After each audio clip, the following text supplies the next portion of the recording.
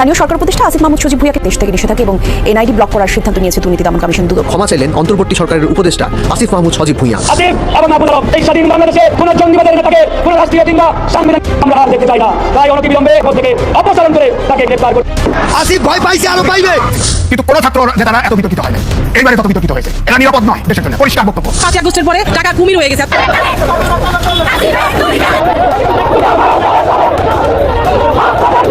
কথা ছিল দেশ সংস্কারের, তবে 9 মাসে তারা করেছে নিজেদের পকেট সংস্কার। গত 9 মাসে শত শত কোটি টাকা লুটপাটের প্রমাণ মিলেছে, যার প্রেক্ষিতে উপদেষ্টা আসিফ মাহমুদকে দেশ থেকে নিষেধাজ্ঞা দিয়েছে দুদক। এমনকি অবিলম্বে পদত্যাগের দাবি তুলেছে ছাত্র। প্রিয় দর্শক, এইমাত্র সর্বশেষ গরম বাংলা সংবাদ এবার প্রকাশ্যে। 24 ঘন্টার ভেতর সানজেদকে গ্রেপ্তারের নির্দেশ দিলেন বিএনপির এক প্রভাবশালী নেতা। ওদিকে চট্টগ্রামের শিক্ষার্থীদের উপর ছাত্র শিবিরের হামলায় আহত বহু শিক্ষার্থী। তো দর্শক, আজকের ভিডিওটি খুব ইন্টারেস্টিং হতে চলেছে, না টেনে স্ক্রিনের মাধ্যমে পরিপূর্ণভাবে দেখে আসি। তো প্রিয় দর্শক, ভিডিওটি ভালো লাগলে এটা লাইক করবেন আর কমেন্ট করে মতামত জানাতে বলবেন না। তো দর্শক, চলুন ভিডিওটি কি হতে চলেছে স্ক্রিনের মাধ্যমে পরিপূর্ণভাবে দেখে আসি।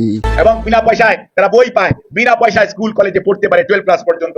এটির জন্য বেগম খালেদা জিয়া আজকে শিশুদের ডেভেলপমেন্টের জন্য, মানসিক উন্নয়নের জন্য সবচেয়ে বেশি কাজ করা মানুষ শহীদ জিয়া এবং খালেদা জিয়া। মুক্তিযোদ্ধাদের কথা বলেন, মুক্তিযুদ্ধ বিষয়ক মন্ত্রণালয়, ওটাও খালেদা জিয়া। শিশু নারীর কথা বলেন, সেটার উন্নয়নের সাথেও জিয়াউর রহমান খালেদা জিয়া। অর্থাৎ আমি যে কথাগুলো বলতে চাই, ছিলেন রাষ্ট্রপতি শাসিত সরকার, সেদিকে আপনারা এই বেগম খালেদা জিয়া কেন নির্বাচিত হওয়ার পর সংসদীয় গণতন্ত্র বিরাট সংস্করণ, এটাই প্রথম, এটা একটা বড় সংস্কার, সেটিকে স্বীকার করবেন না। এই কথাগুলি বলার উদ্দেশ্য হচ্ছে সংস্কার চলমান প্রক্রিয়া, রাষ্ট্র চলমান প্রক্রিয়া। মানুষের, রাষ্ট্রের, নাগরিকদের আশা আকাঙ্ক্ষা চাহিদা প্রতিদিন চেঞ্জ হবে। আগে এক সময় হেঁটে হেঁটে হজে যাওয়া যেত, এখন তারপরে জাহাজে চড়ে হজে যেত। যাদের বয়স আমার মতো তারা দেখেছেন যে হিজবুল্লাহর জাহাজে হজে যেতে হতো, তারপরে আসলো, কারণ প্লেনে জাহাজের হজে যাওয়ার কথা আগে কল্পনাও করা যেত না রে ভাই। আজকের বাস্তবতায় যদি আপনারা শুনেন, এই ছোট ছোট ছেলে মেয়েরা মনে করবেন এটা হাসির কথা বলতেছেন, আর আজকের বাস্তবতা হচ্ছে আমরা সবাই প্লেনে যাই। অর্থাৎ ইটস এ গ্রাজুয়াল ডেভেলপমেন্ট। এবং এই সংস্কারের সাথে যদি আমরা খাপ খাওয়াতে না পারতাম, আমরা যদি আগের সেই তেজগাঁও বিমানবন্দরই থাকতো, তাইলে ওই উত্তরার ওই বিমানবন্দর যদি চালু না হতো, যেটা জিয়া এয়ারপোর্ট ছিল after the assassination of president Ziaur Rahman, এই 91 যেটা স্টার্ট হয়েছিল, সেইটা তাহলে কি এত প্লেন উঠতে পারতো? অর্থাৎ মানুষের চাহিদা, দেশের মানুষের চাহিদা, 7.5 কোটি মানুষ ছিল, আজকে 18 কোটি মানুষ।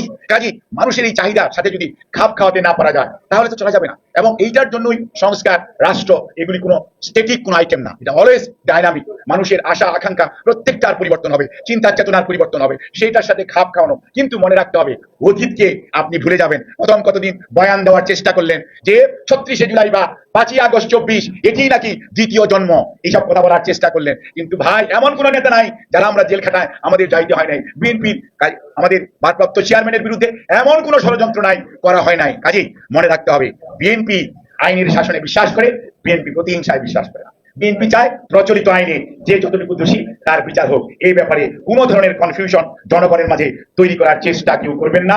নতুন বয়ান তৈরি করার চেষ্টা করতে পারেন, কোনো লাভ হবে না। জনগণ বয়ান বা নেগেটিভ যেটি আপনারা বলেন সেটি জানে, কারণ এই জনগণ রাস্তায় থাকা জনগণ, তারা হঠাৎ করে 2-4 বছরের জনগণ না। তাদের এক একজনের পলিটিক্যাল ক্যারিয়ার এবং রাজনীতি সম্পর্কে তাদের যে ধারণা সেটি দীর্ঘদিনের। কাজেই তারা সেটা বিশ্বাস করে। দয়া করে মানুষকে বোকা বানানোর চেষ্টা করবেন না। আরেকটি কথা আমি এখানে আজকে স্পষ্ট ভাবে বলতে চাই, সংস্কারের কথা বলেন ভাই, অনেকে তো আপনাদের তখন জন্মও হয় নাই।